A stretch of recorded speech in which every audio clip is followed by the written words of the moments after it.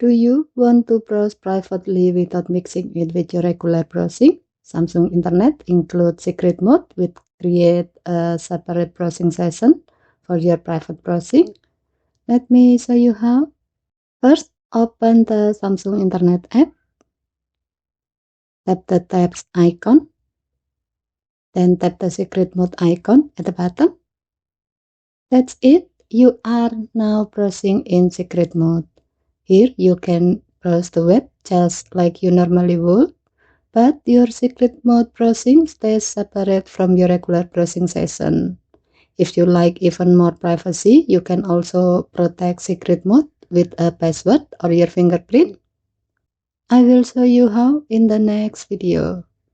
And that's how to use secret mode in Samsung Internet on the Samsung Galaxy S26 Ultra. Okay, thank you for watching. Please help to like and subscribe. Have a nice day.